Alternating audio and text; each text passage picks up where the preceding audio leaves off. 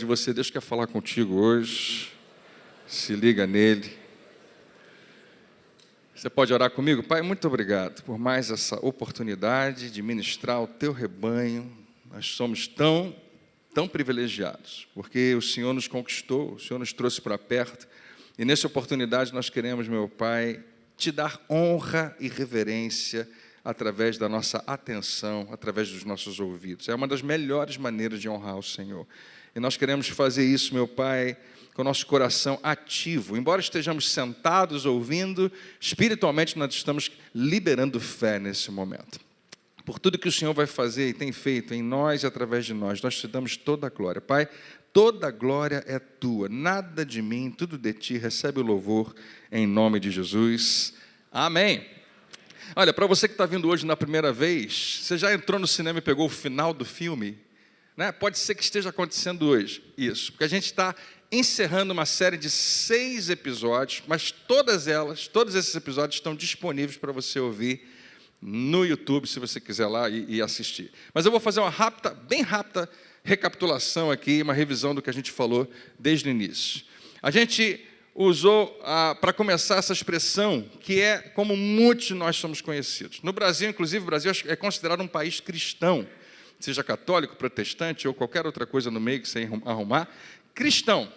A gente descobriu que cristão, ele aparece na Bíblia apenas 3 vezes, e era um termo usado pelas pessoas que não eram cristãs, para chamar aquelas pessoas, para identificá-las como alguém que estava seguindo a Jesus. Mas cristão não é algo que define muito bem, e com o tempo se tornou mal definido. E a gente foi falando durante as semanas que você encontra gente que se diz cristã dos dois lados de qualquer debate, de qualquer briga, de qualquer guerra, de qualquer pensamento.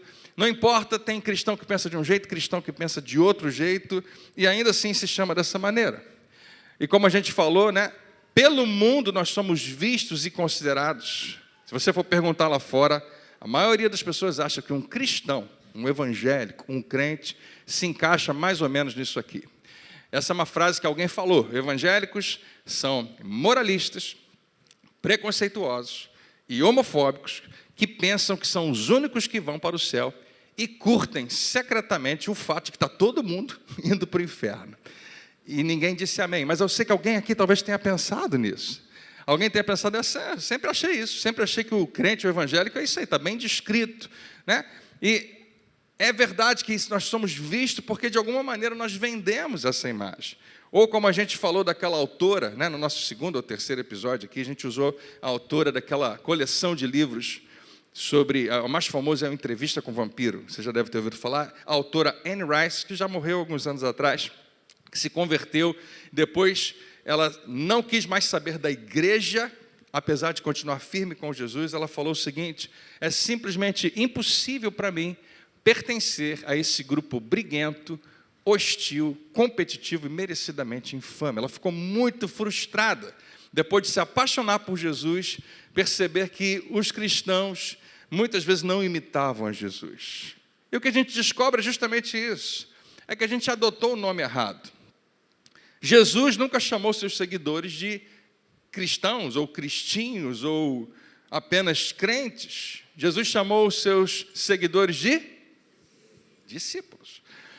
Essa é a palavra que ele usa. E por que essa palavra é tão importante? Porque ela já traz consigo uma definição que você não consegue fugir dela, você não consegue arrumar mais coisas. Discípulo é só uma coisa. E quando Jesus define a palavra discípulo, ele não define teologicamente, ele não define filosoficamente, mas ele dá um sentido prático. Ele vai falar: discípulo faz alguma coisa. João capítulo 13, 35, quando Jesus fala do seu novo mandamento, que nós devemos amar como ele nos amou, ele fala o seguinte: com isso, esse vai ser o sinal, é assim que vai acontecer, todos saberão que vocês são, diga comigo, meus discípulos. Vocês vão ser identificados como meus discípulos se vocês amarem uns aos outros. Falando para 11 pessoas, o amor de vocês, um pelo outro, vão revelar que vocês são meus discípulos. E a gente vai descobrir o que Jesus pretendia.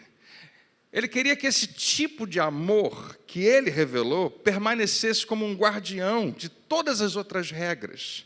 Qualquer outra coisa que você pense sobre relacionamento e vida cristã deve passar por esse filtro. Quando perguntaram para Jesus qual é o grande mandamento, qual é o maior de todos, e as pessoas achavam que já sabiam o que Jesus ia responder. E no início, ele responde igual todo mundo responderia.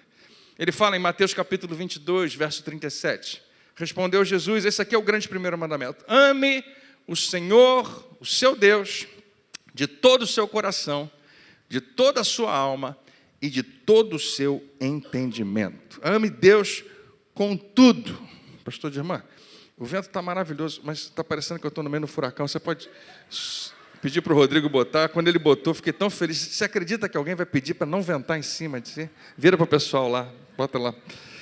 Daqui a pouco eu peço de novo. Não tenho certeza não, bota para lá, depois eu viro qualquer coisa. Ah, sim, talvez, mas o pessoal vai achar que eu sou egoísta, mas não tem problema. Qualquer coisa, se você me vir vindo para cá, porque a coisa ficou feia, tá bom. Ame o Senhor, seu Deus, de todo o seu coração, toda a sua alma e de todo o seu entendimento. Jesus, quando foi dar essa resposta, já está quente, é impressionante. Quando foi dar essa resposta, ele pegou uma passagem escrita em Deuteronômio, capítulo 6, versículo 5, um mandamento de Deus. Ame a Deus com tudo. E todo mundo pensa, como é que eu posso fazer isso? Como é que eu posso revelar a Deus que eu o amo de todo o meu coração, com toda a minha força, com toda a minha alma? Se perguntassem para você, como é que você ama a Deus? Qual seria a sua resposta? Como se ama a Deus?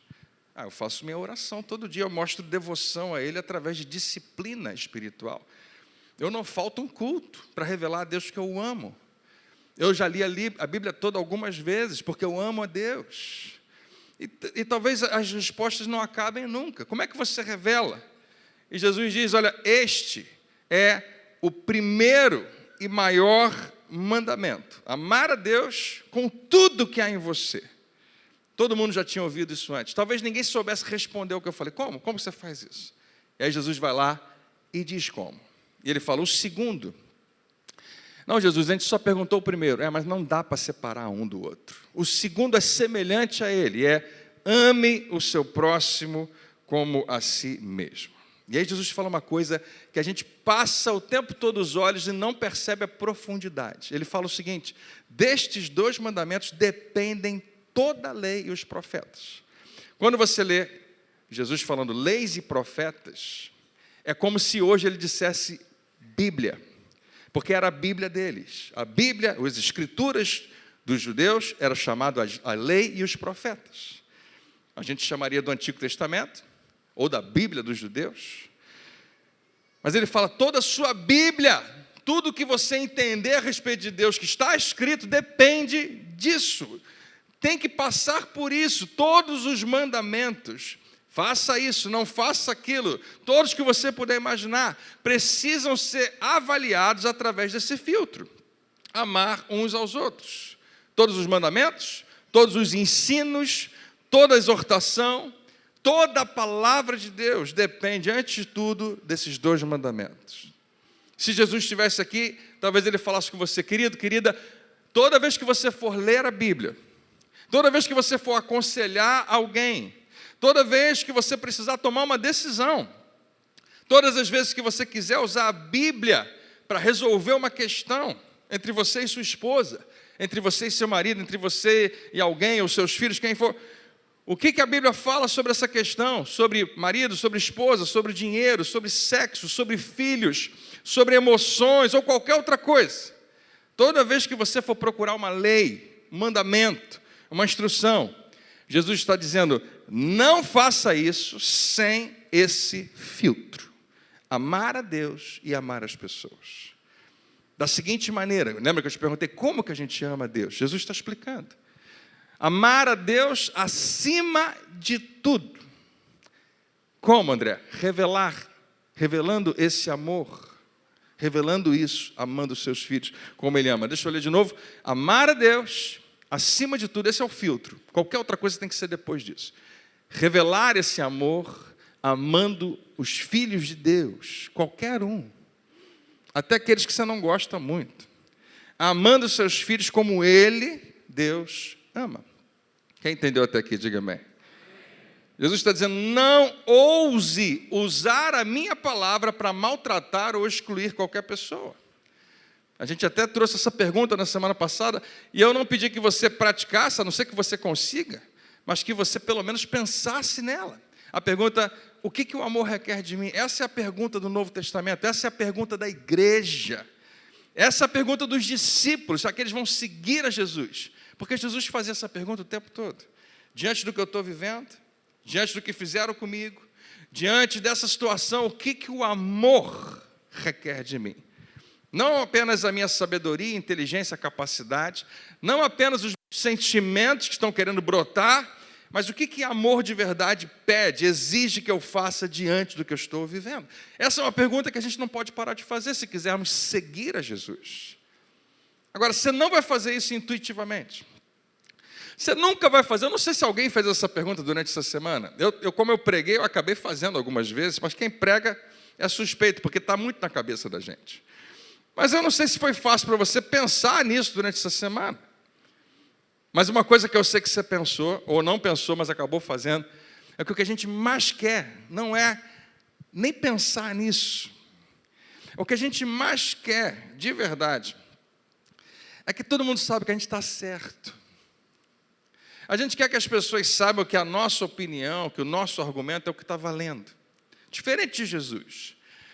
Diante de qualquer circunstância, o que interessava para ele é isso. Como é que essa pessoa pode, com toda a sua história de vida, com tudo que ela carrega, saber que ela é amada? Se nós precisamos decidir que nós vamos imitar a Jesus. Que alguém diga amém. Você sabia que existem dois tipos de pessoas que mais do que qualquer outra coisa formaram quem você é hoje? Não mais do que isso. Dois tipos de pessoas foram os que, melhor do que tudo, mais do que tudo, formaram a sua personalidade e um monte de outras coisas que vêm com isso. Quem você é hoje de verdade foi formado principalmente por esses dois tipos de pessoas. E não foi por causa das convicções que essas pessoas tinham, por causa do que elas acreditavam. Não era porque elas eram crentes ou descrentes. Não é porque você foi formado num lar que não acredita em Deus, ou num lar que era seriamente crente em Deus. Quem são os dois tipos de pessoas que, mais do que tudo, formaram quem você é hoje? Dois tipos de pessoas. Aquelas pessoas que feriram, magoaram, machucaram você, e também aqueles que amaram e revelaram afeto e carinho na sua vida. Aqueles que te feriram profundamente e aqueles que te amaram profundamente são as pessoas, sejam quantas forem, que melhor e mais do que qualquer outra coisa formaram quem você é hoje. E eu não sei se você concorda comigo, não tem problema, mas eu estou completamente convencido de que a maior parte, ou a grande parte de quem você é hoje se deve a isso.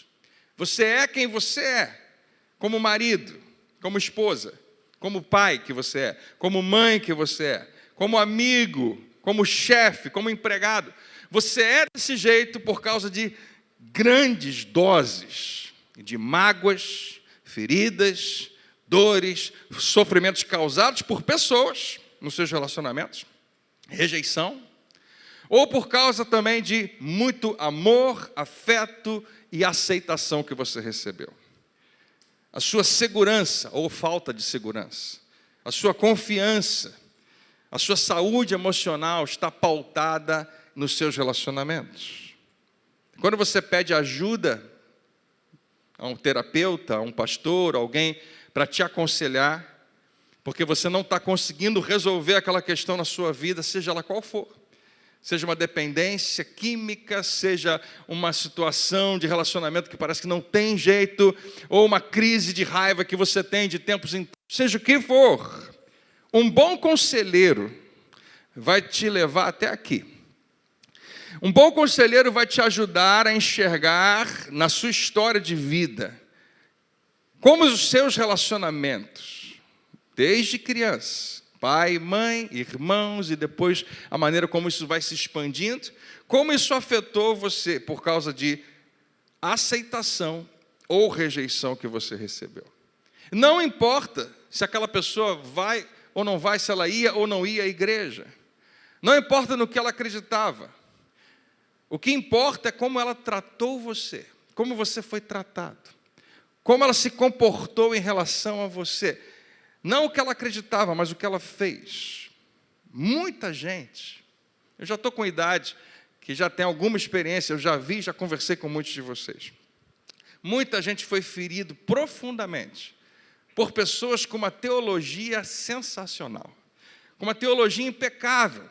Gente que sabia tudo da Bíblia de Deus, sabia ensinar a respeito e ainda assim feriu e machucou profundamente outras pessoas.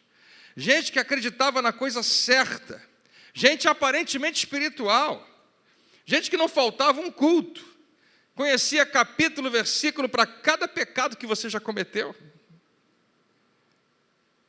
Talvez até bem intencionados, mas que feriram você, machucaram você, roubaram a vida de você.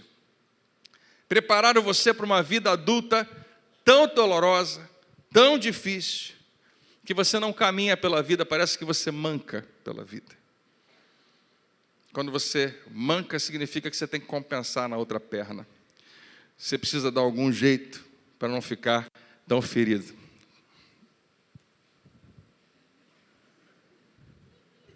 Eu imagino que você também esteja sofrendo aí. Vou me adiantar. Por que alguém manca pela vida? Porque foi ferido. Porque algo aconteceu. Homens com ótima teologia bateram nas suas esposas. Mulheres que davam aula a respeito das coisas de Deus em escola dominical, durante anos, abandonaram seus filhos. Na prisão hoje, tem pastores, tem padres com diplomas que abusaram e feriram crianças. Teologia impecável. Mas agora essas crianças cresceram e carregam marcas, não da teologia, não das convicções espirituais, mas de como foram tratadas por essas pessoas. Pastores, diáconos, apóstolos, bispos, presbíteros, já cometeram homicídio, adultério, estelionato. Por que eu estou falando isso para você? Para você começar a fazer essa distinção. E hoje eu quero que você saia com uma frase que vai marcar isso. Porque por outro lado, graças a Deus, tem o outro lado. Muitos de vocês se tornaram adultos com uma autoestima excelente, com real noção do seu valor, com clareza e visão excelentes, com potencial excelente. Por quê? Porque alguém amou você profundamente.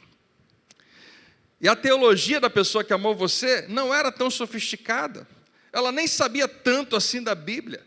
Ela nem conhecia tanto assim os princípios. Não sabia tão bem os versículos. Não eram tão constantes na igreja como a gente gostaria que fosse. Mas deram algo a você que preparou você para ser bem-sucedido. Que vai muito além de teologia, muito além das convicções. Essas pessoas amaram você.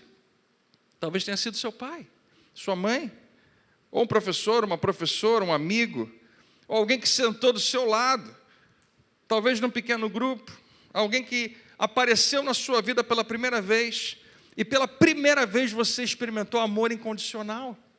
Ninguém está pedindo nada de você, ninguém está exigindo nada em troca. E quando você conta a sua história de vida, você sabe o que você está contando? Você está contando uma história de rejeição e também uma história de amor, porque é isso que formou você. E você acaba fazendo menção de pessoas que, independentemente do que acreditavam, fizeram as coisas que marcaram a sua alma profundamente. E você é hoje marido, e você é hoje esposa, você é hoje pai, mãe, você lidera e você se relaciona com base no quanto você recebeu dessas duas coisas. Em outras palavras, essa é a frase que eu queria que você guardasse. A maneira como você foi tratado tem mais a ver com quem você é do que todas as suas convicções juntas. Com toda a maneira que você acredita que a vida é. Com tudo que você defende, com força, porque é a minha crença. Tudo bem. Você pode ter isso, pode ter um caminhão disso, mas o que formou você de fato foi como você foi tratado. E mais uma vez, tenha a liberdade de discordar de mim. Essa é a razão por trás do novo mandamento de Jesus, que a gente explorou durante as últimas 6 semanas. E como esse mandamento é brilhante e é profundo. E é a razão porque nós, que somos seus seguidores, precisamos compreender isso. Porque essa é a nossa melhor estratégia. Se nós estamos chamando esse ano o ano de fazer discípulos, se você for usado por Deus, eu creio que você vai ser para influenciar alguém. Essa é a nossa jogada, esse é o nosso plano, não tem outro. Aliás, tem outro, mas não funciona. Em algum lugar ao longo do caminho, o que aconteceu na história da igreja foi que os seguidores de Jesus, os discípulos de Jesus, por alguma razão mudaram seu foco. Você lembra que a gente contou um pedacinho da história da igreja? Que lá atrás, no século IV aproximadamente, o imperador Constantino se converteu, supostamente, a gente acha que sim, não sei. Mas aí que mudou completamente o quadro da igreja, porque a igreja ganhou poder. A igreja agora estava na esfera política. A igreja agora mandava. A igreja institucionalizou um monte de feriados. E um monte de outras coisas, porque tinha poder. E eles começaram a mudar. Mudou completamente a perspectiva e o foco da igreja, o foco dos seguidores de Jesus saiu de fazer, amar propriamente, na prática, para crer. Você pode fazer as duas coisas, e deve fazer as duas coisas, mas a pergunta é, o que deve vir primeiro? Quando Jesus começa a igreja, a única coisa importante era fazer, era praticar. Porque você não vai saber tudo que tem que saber, você não vai conseguir saber, né, nem como crer em tudo que você precisa crer. Mas Jesus deixa só um mandamento, ele não diz, eu quero que vocês saibam, eu quero que vocês creiam, ele diz, eu quero que vocês amem. Que tratem as pessoas como eu tratei vocês, mesmo sem entender tudo que isso significa. Mas com o tempo, depois que a igreja vai crescendo, isso vai mudando. E até hoje, o que mais interessa no cristianismo, nas igrejas, de uma forma geral, é no que você acredita. Quais são as suas convicções? Você já parou para perguntar o que está por trás da sua sede de conhecimento? Eu não tenho nada, absolutamente nada contra estudar e teologia e seminário.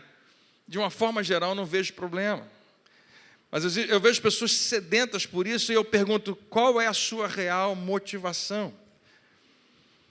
Talvez, não me entenda mal, não estou julgando ninguém, mas talvez a gente prefira ter o conhecimento e absorver bastante conteúdo e não fazer nada com ele. Não me entenda mal, a vida inteira eu vou pregar para você que crer é fundamental, óbvio que é, mas crer sem fazer é a mesma coisa que não crer. Crer sem transformar a sua crença em algo prático tem o mesmo efeito que você nunca acreditar. O que mais interessa hoje é no que você acredita, qual é a sua convicção e não necessariamente qual é a sua prática de vida que segue a Jesus.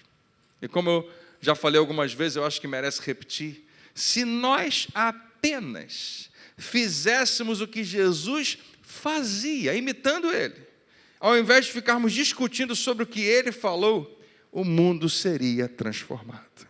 Eu prometo a você. Se a gente só imitasse a Jesus ao invés de discutir o que Ele queria dizer, o que isso significa. É impressionante. Com a internet hoje a coisa ficou absurda. Essa semana, mais uma vez, porque toda semana tem tinha um pastor ou um influenciador na internet cristão, com muita gente seguindo, com muita visibilidade, criticando um outro. É o que mais a gente vê. Tem sempre alguém criticando o outro. E se você me ver fazendo isso em algum momento, por favor, puxa a minha orelha, porque pode ser que aconteça e eu não perceba. Pode ser que aconteça que em algum momento eu acredito que eu me tornei o vigilante da igreja, com muito cuidado, porque pessoas de grande influência estão trazendo uma doutrina falsa. Eu sei que o Novo Testamento, todos os discípulos, eles denunciam as falsas doutrinas, mas muito melhor do que isso, muito melhor. Você já sabe disso. Se você quiser mostrar o que está errado, basta você fazer o que é certo. Você deve conhecer algumas analogias famosas. Você sabia que os grandes estudiosos sobre falsificação de cédulas, daqui a pouco vai até acabar isso, né, que a gente não vê mais, mas dizem que lá nos Estados Unidos as notas de $100 eram as mais falsificadas, obviamente. Muita falsificação. E quem estudava a respeito disso para não permitir uma nota falsa, eram peritos, eles estudavam a nota verdadeira. Eles pegavam aquela nota verdadeira e minuciosamente percebiam todos os detalhes daquela nota. Por quê? Porque é isso que você precisa para identificar o que é falso. Se você focar no que é real, no que é verdadeiro, a hora que uma mentira aparecer, você está prontinho para descartá-la. Quem está comigo aí, diga amém. Há pouco tempo atrás, o apóstolo Cristiano também fez, ele sendo engenheiro, veio aqui na igreja, mencionou num prédio que estava certinho, no prumo, que imediatamente denunciava todos os outros que estavam do lado.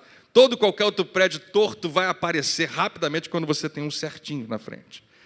E se você estiver ocupado em fazer o que é certo, em focar no que é certo, as coisas falsas e erradas vão acabar sendo denunciadas sem que você precise se preocupar. Mas tinha esse cara, um influenciador, falando de uma maneira até um pouco, que eu achei bastante agressiva, contra um outro pregador. Cá entre nós, eu nem sei se o outro é verdadeiro ou se é falso, não é da minha conta. Mas o que está por trás disso? O que está por trás das igrejas que se dividem e fazem questão de colocar na internet? Você está achando que eu vou responder? Eu estou realmente perguntando. Alguém sabe? Eu não sei. Mas uma coisa eu sei. Uma coisa eu tenho convicção. Nós estamos muito mais focados em descobrir quem está certo e quem está errado. Em tentar descobrir o que a real a doutrina precisa ser, do que simplesmente imitarmos aquele que é o autor de tudo isso. Isso está muito forte dentro de mim. Eu queria muito conseguir contagiar você. Se a gente só fizesse o que Jesus fez, o que Jesus fazia, ao invés de ficarmos... Porque quando a gente discute teologia, mais uma vez, eu não tenho nada contra, quando a gente discute, a gente está perdendo, às vezes, um tempo precioso de fazer o que Jesus fez. E a gente, às vezes, está se escondendo atrás dessa fumaça. A gente não tem a resposta, a gente não faz nada. E a minha missão aqui nessa manhã é ajudar você a tomar esse cuidado, porque, mais uma vez, alguns de vocês, né, homens e mulheres, podem ter uma convicção muito forte a respeito das coisas de Deus e ainda assim tratar mal a sua família e ainda assim não fazer o que Deus mandou você fazer com aqueles que Ele tanto ama. Nossa reputação como seguidores de Jesus mudaria completamente. A influência da igreja seria completamente diferente. Porque ter convicção é a coisa mais fácil do mundo, não requer quase nada. As suas convicções políticas, ninguém consegue roubar de você, mas não tem esforço. Alguém falou para você e convenceu você a respeito daquilo. As suas convicções religiosas, da mesma maneira. A razão por que você quer o que você quer, a razão por que você acredita no que você acredita, tudo bem. Não tem muito esforço nisso, mas amar na prática, com certeza vai requerer uma mudança radical em como você enxerga a vida. Não tem nenhum versículo onde Jesus diz, um novo mandamento eu lhes dou, creiam corretamente. Mas crer corretamente é fundamental? É, mas Jesus não fala necessariamente sobre isso aqui. Sejam doutrinariamente impecáveis. Não, você acha que nós somos?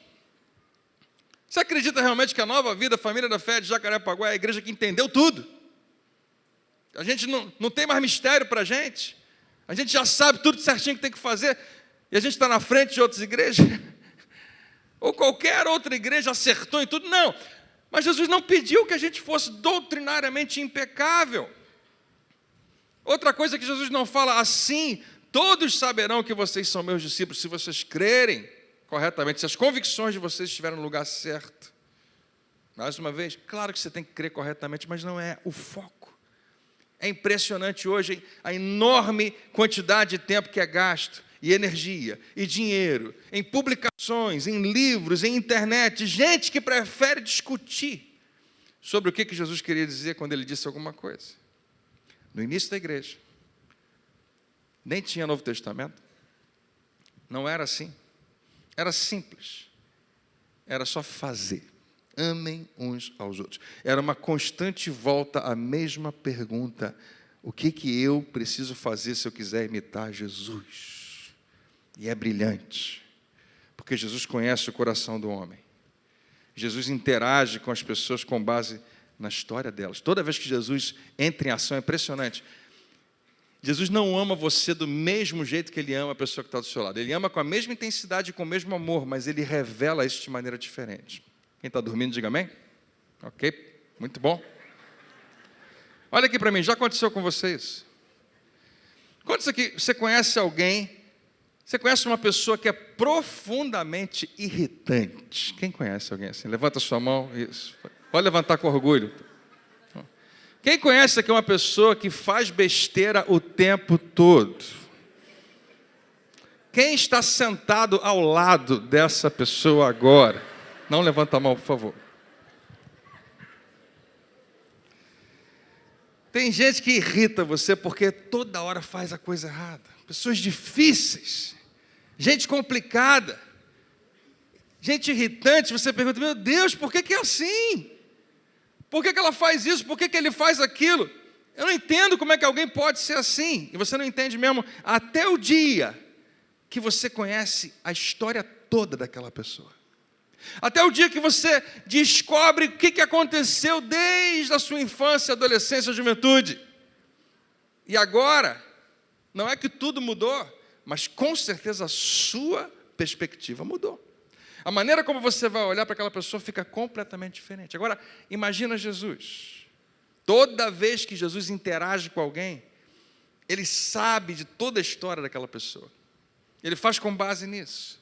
Ele respondia cada pergunta e cada interação com essa pergunta que ele mesmo fazia. Como é que eu posso tratar de maneira que amor entra? E aí, ele fala com pecadores de um jeito e com religiosos de outro. Parece que ele é muito mais rigoroso com os religiosos que servem a Deus do que com os pecadores que estão tão longe de Deus. Por quê? Se ele amava do mesmo jeito. Às vezes ele parece exigente, às vezes ele parece bastante paciente. Tem um dia que ele encontra um cara muito rico. A gente conhece ele como o jovem rico. Ele fala, para você só tem um jeito, você tem que vender tudo que você tem, dá para os pobres, e aí você vai se acertar com Deus. Uma semana depois, ele encontra um outro cara muito rico e desonesto, e fala, cara, você está no caminho certo, hoje houve salvação nessa casa. Alguém podia bater no ombro de Jesus, peraí, tu não vai mandar ele também vender tudo? Você não vai falar para ele fazer igual você falou com o outro? Jesus dizia, não, por que não? Porque são duas pessoas diferentes. Completamente diferentes, dois históricos diferentes, dois corações diferentes. Jesus não andava com uma cartilha, com um monte de versículos, que ele já sabe como é que ele vai fazer, o meu modus operandi, a minha maneira de operar é essa daqui, eu falo isso, depois eu falo aquilo, depois eu falo aquilo outro, como operador de telemarketing talvez, primeiro isso, porque se ele falar isso eu falo aquilo, não! Jesus ia lá no coração e perguntava, o que o amor requer de mim? Diante dessa história, diante de quem ela é, diante de quem eu sou, diante da motivação do coração dela, diante do motivo pelo qual ela está perguntando isso, o que o amor requer de mim? Imagina. E quando eu falo imagina, em geral, é o finalzinho da mensagem. Que eu quero fazer realmente você imaginar, sonhar comigo. Imagina parar tudo e fazer só isso. Eu prometo a você, o mundo pode ser transformado, porque um dia já foi. Porque se você quiser marcar a vida de alguém para sempre, no ano de fazer discípulos, se você quiser marcar a vida de alguém para sempre, se você quer ver alguém mudar, quantos aqui pensam numa pessoa que você queria ver mudar, uma pessoa que precisa mudar? Alguém que se ama muito e você queria ver vivendo uma vida diferente? Levanta alto a sua mão. Se você quiser marcar a vida de alguém para sempre, se você quiser ver alguém mudar, se você quiser influenciar o futuro de alguém, você só tem duas opções. Você pode ferir essa pessoa profundamente, ou você pode amá-la profundamente. A questão não é o que você acredita, mas como você trata as pessoas. Jesus diz que assim seremos reconhecidos como seus discípulos, pela maneira como nós tratamos uns aos outros. E se eu tratar você mal, diferente de como Jesus trataria, eu perco a oportunidade de ser um seguidor e um discípulo de Jesus. Como é que a gente faz isso, André? Porque essa pergunta, que eu acho maravilhosa e persegue a minha vida já há 10 anos, e eu conto para todo mundo, ela é muito teórica, mas na prática, como é que a gente leva isso para o próximo nível? O que o amor requer de mim? O amor exige de você, eu vou falar de 3 nãos, para você ir embora para casa levando isso daqui. 3 coisas, eu vou colocar os 3 aqui na tela. Eu queria que você meditasse comigo a respeito disso. O que significa? O que o amor requer de mim? Em primeiro lugar, não faça nada que possa ferir a você mesmo. Segundo, não faça nada que possa ferir qualquer outra pessoa. E terceiro, não seja dominado por coisa alguma. Então, primeiro, não faça nada que possa ferir a você mesmo. Quantos aqui têm convicção de que você pertence a Deus? Amém? Eu fiz você pensar, talvez você não tenha essa convicção. A maioria de nós é tentado acreditar que eu pertenço a mim mesmo. Deixa eu te falar, isso nunca aconteceu. Mesmo que você tenha tido essa impressão, você sempre pertenceu a outra coisa, ou a outra pessoa.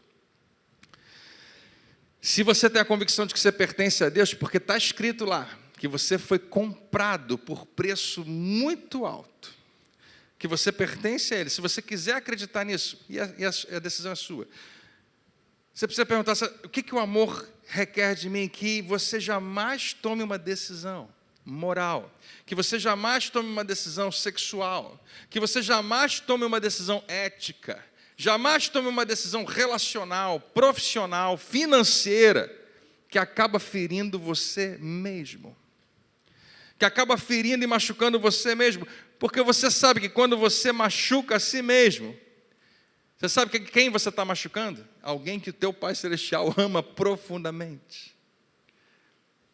Toda vez que eu me firo, que eu me corto, que eu me machuco, eu acho que eu estou fazendo mal a mim mesmo, eu estou fazendo mal a alguém que me ama profundamente. Meus 2 filhos, Davi e Rebeca, jamais vão conseguir ferir a si mesmos sem ferir a mim e a Rafaela. Não tem como. Não tem como.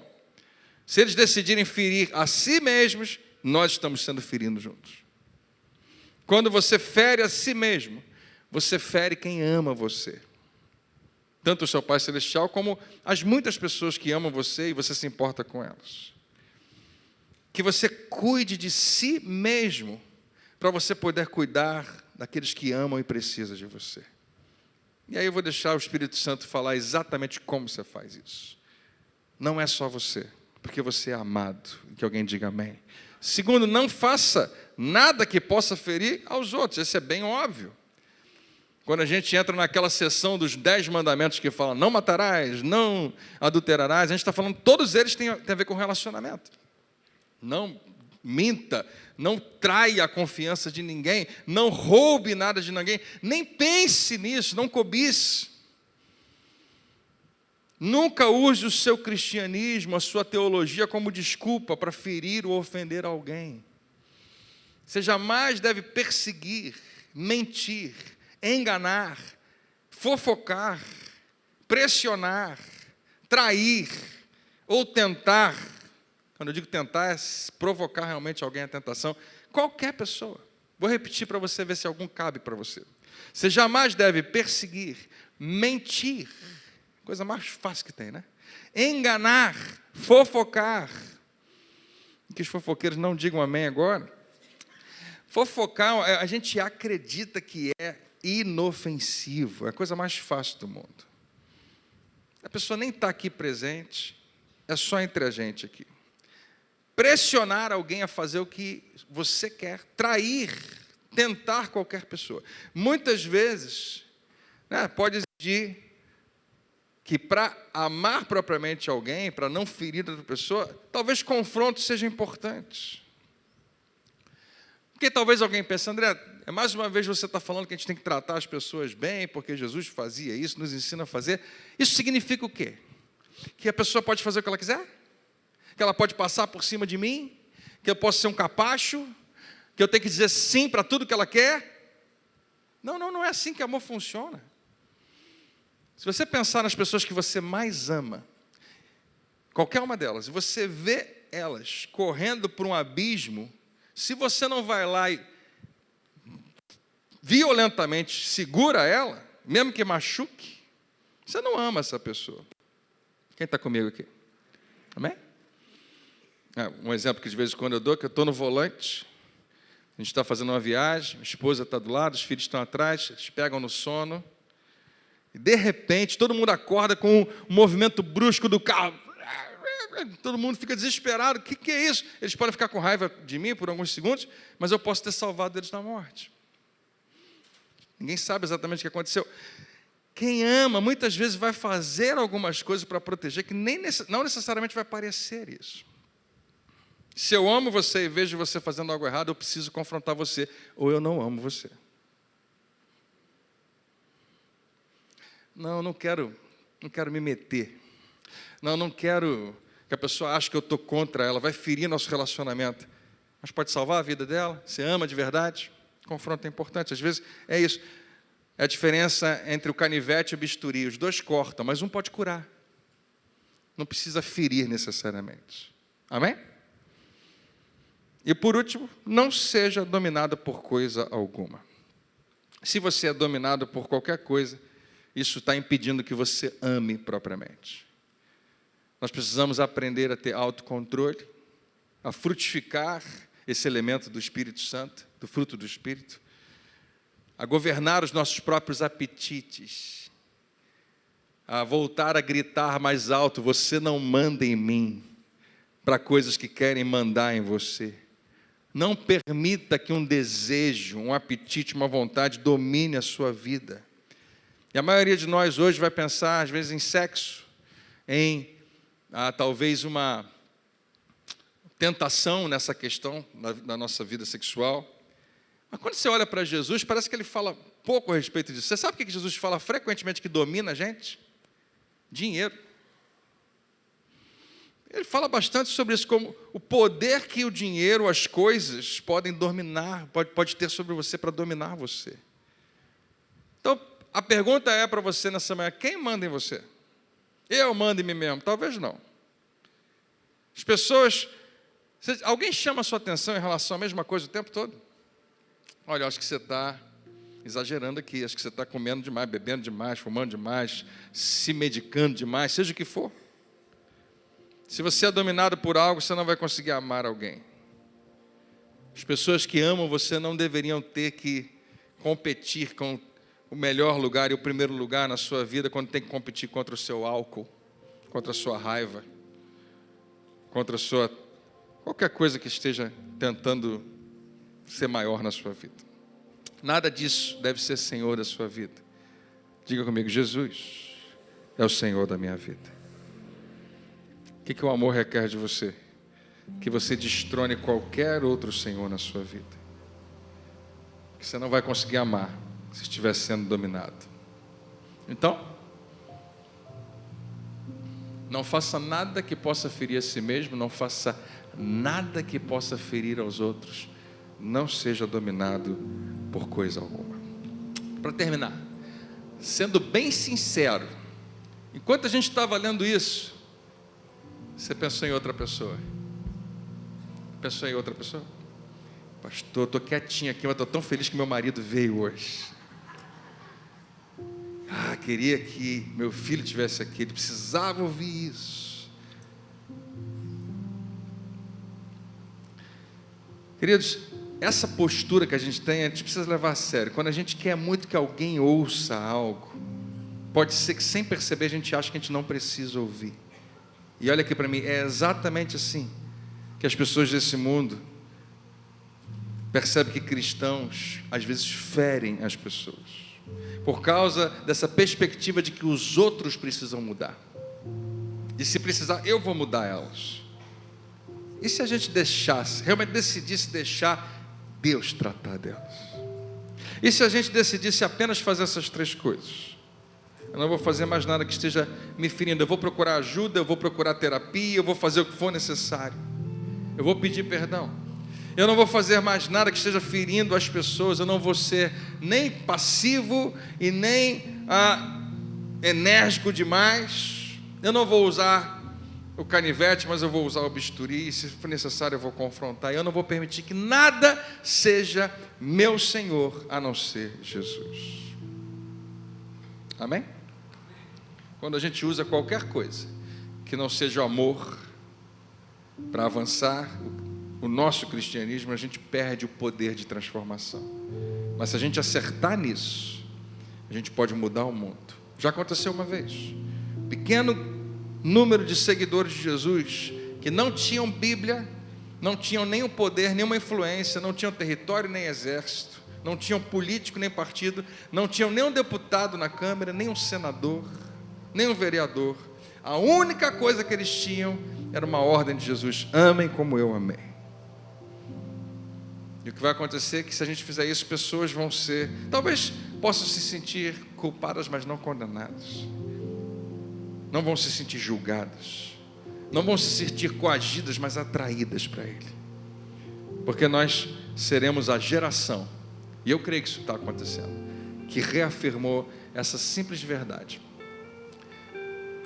e todos saberão que vocês são meus discípulos se vocês amarem uns aos outros. Esse é o ano de fazer discípulos.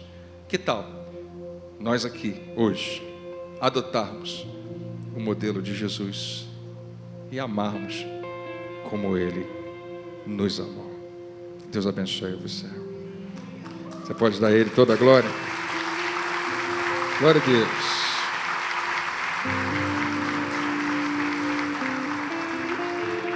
Você pode permanecer sentado. Eu vou fazer uma oração junto com você agora. E como eu disse, me dê mais 3 minutinhos. A gente só vai apresentar algo muito especial para você antes de você voltar para casa. Fica tranquilo, o almoço vai estar quente, vai estar tudo certo. Amém? Mas eu queria que você gastasse 1 minutinho agora orando comigo e fazendo, quem sabe, um gesto de decisão diante de Deus. Vou botar aqui de novo. Se isso aqui, pode botar para mim aquele interior? Sobre as 3 coisinhas que a gente deve fazer para revelar amor. Obrigado. Pode voltar mais um pouquinho. Agora sim, para você poder enxergar. Dá uma lida nisso aqui e a gente ora a respeito disso. Tem algum desses 3 que mexe mais contigo? Que mexe mais com você? Você sabia que esses 2 primeiros a gente quase nunca percebe que está fazendo? Quase nunca a gente percebe que a gente está ferindo a si mesmo ou ferindo outras pessoas. Mas acontece. Vamos orar? Pai, essa é a nossa oração. Ajuda-nos. Ajuda-nos a enxergar e a praticar. Dá-nos direção hoje, nós te pedimos. Que sejamos essa geração que vai revelar Jesus. Nossa vida possa ser pautada, meu Pai, na simplicidade do fazer, não apenas do crer. Crer é muito importante, mas tem que se transformar em algo que a gente faz. E o que a gente vai fazer é isso: nós não vamos mais permitir qualquer coisa na nossa vida que esteja ferindo a nós, porque isso fere a Ti e fere as pessoas que nós amamos. Nós vamos nos policiar para não permitir que a nossa vida também toque de maneira errada na vida das outras pessoas. É a maneira como a gente enxerga as pessoas e trata elas. Nós vamos imitar Jesus. E nós não vamos ser dominados por coisa alguma, senão pelo Teu Espírito Santo. Nada mais vai ser Senhor da nossa vida. Só Tu és o Senhor. Você pode repetir essa oração comigo? Diga: Pai, Eu quero hoje decidir, nada mais vai dominar a minha vida. Eu vou imitar Jesus, não ferindo a mim mesmo e nem as pessoas. Jesus Cristo, e só Ele, é o meu Senhor, em nome de Jesus. Amém. Que Deus abençoe.